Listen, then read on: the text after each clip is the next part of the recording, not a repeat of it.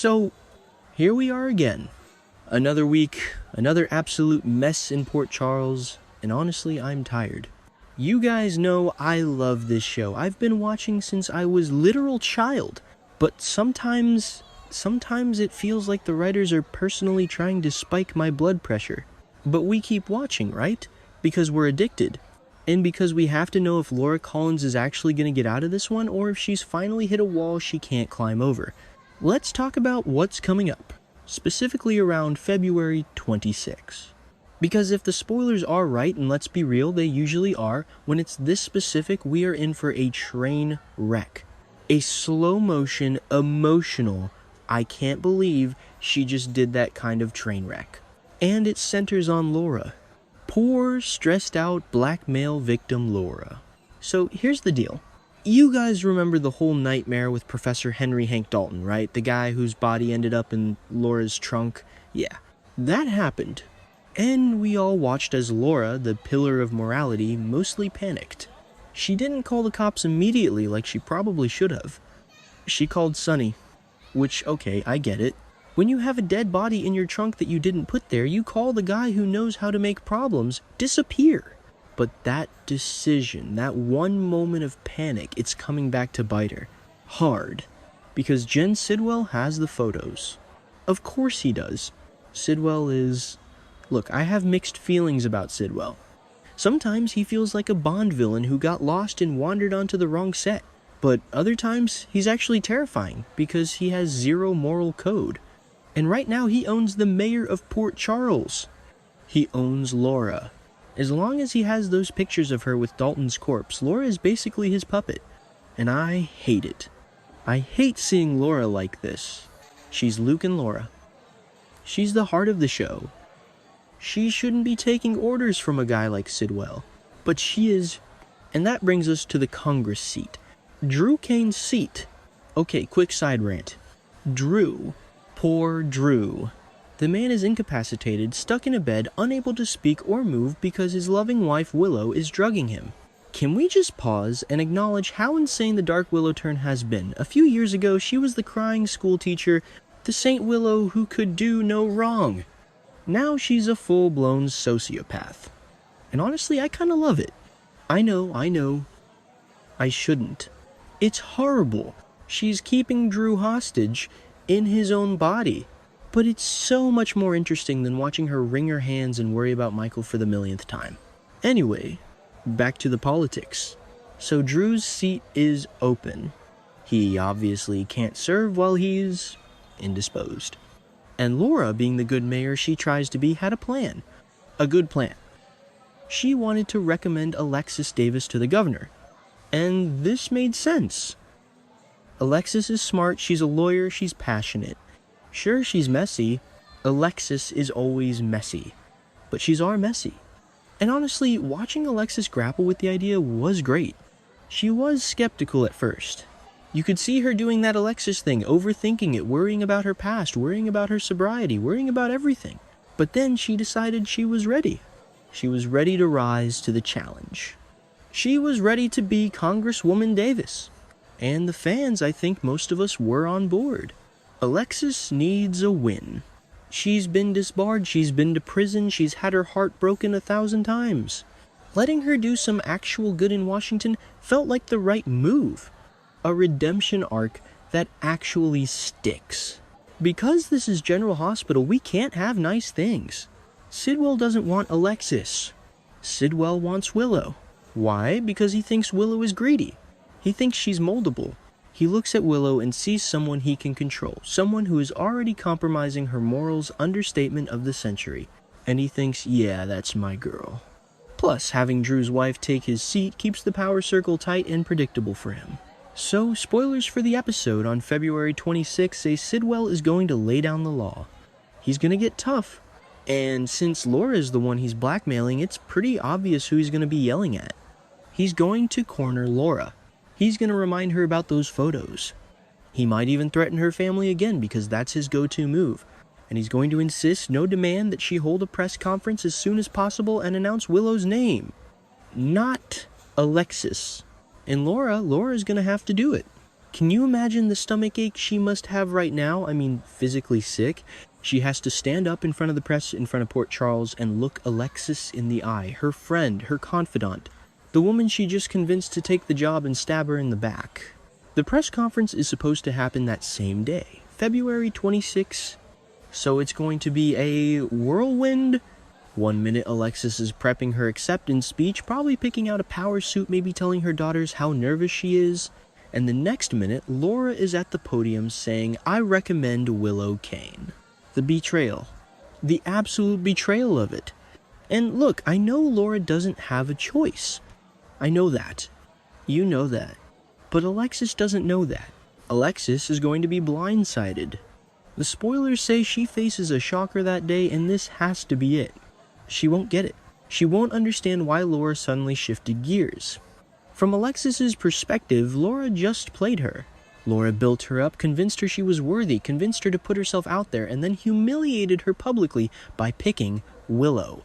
Willow, who has zero political experience, who is currently a nurse. Well, technically, who is, unbeknownst to them, a psycho drugging her husband. It's insulting. If I were Alexis, I'd be furious. I'd be flipping tables at the Metro Court.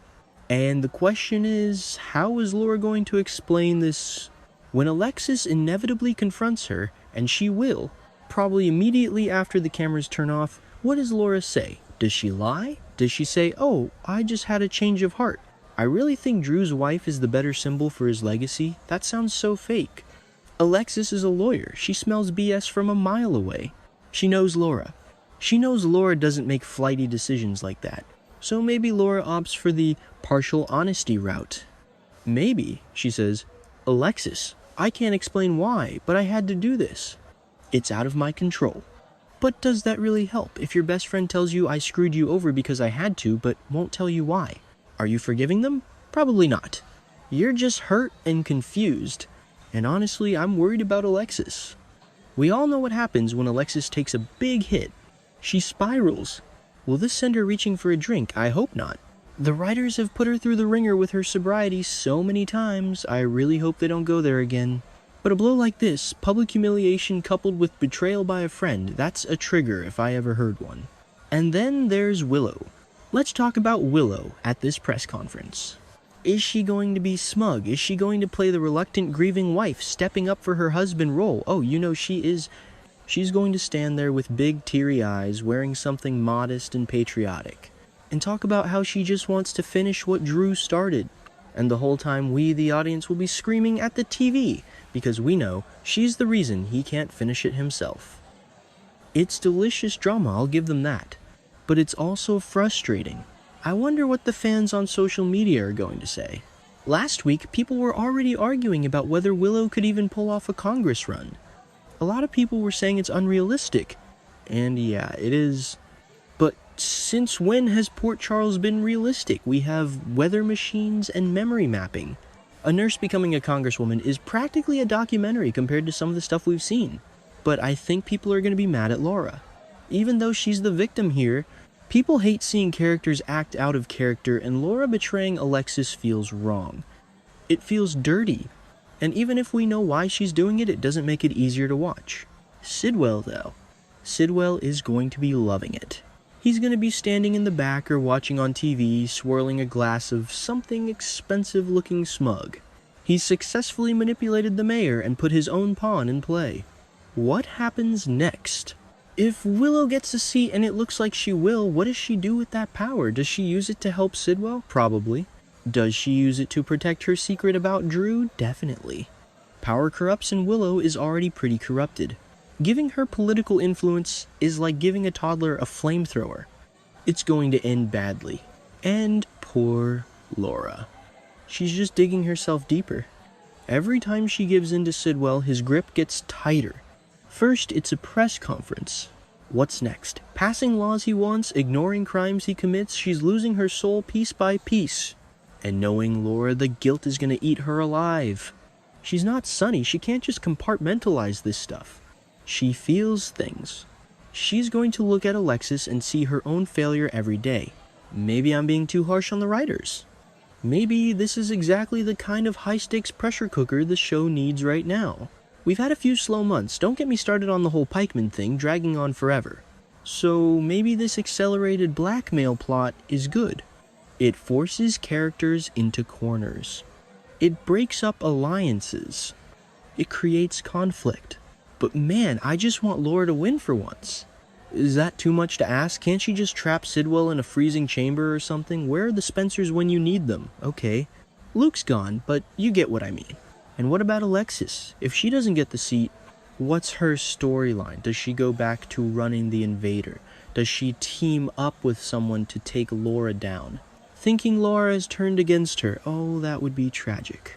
Alexis investigating Laura, trying to find out why she flipped and stumbling upon the truth about the body in the trunk.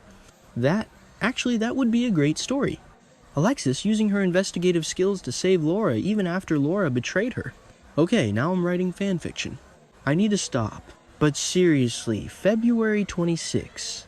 Mark your calendars. It's going to be awkward, it's going to be tense, and it's going to change the dynamic between two of the show's matriarchs. Sidwell is a man who knows how to get what he wants. We've seen it. He doesn't bluff. If he says he'll release those photos, he will. And Laura knows that. She saw what happened to Dalton. She knows what Sidwell is capable of. So she really has no choice. I just hope she has a plan B. Or a plan C. Because plan A, do what the bad man says, is a recipe for disaster. And let's not forget the other players here. Sonny. He helped Laura with the body. If those photos come out, Laura goes down. But doesn't Sonny get dragged into it too? Or did he cover his tracks well enough? Sidwell probably has dirt on him too. It's a mess. A big, tangled, soapy mess. So, yeah. That's the state of things. Willow is rising, Alexis is falling again, and Laura is trapped in the middle. I'll be watching, obviously. I'll be live tweeting my outrage. I'll be yelling at the screen when Laura steps up to that podium. And I'll probably be crying a little bit for Alexis because, honestly, she deserves better. She really, really does. But hey, that's General Hospital. Just when you think someone is finally getting their life together, a villain with blackmail photos shows up to ruin everything. I'm curious what you guys think about the Willow twist, though. Are you enjoying Villain Willow, or do you miss the old Willow? Personally, I think the actress is having a blast. You can tell. She's got this glint in her eye now. It's fun to watch, even if the character is being despicable. Anyway, I should probably wrap this up. My coffee is cold and I have other things to do. But I just had to vent about this spoiler. It's going to be a rough week for Laura fans. Hang in there, guys. We'll get through it. Maybe. Hopefully. Who am I kidding? We're going to be stress-eating popcorn the whole time. Catch you guys after the episode? I'm gonna need a drink. Or maybe just a nap. Definitely a nap.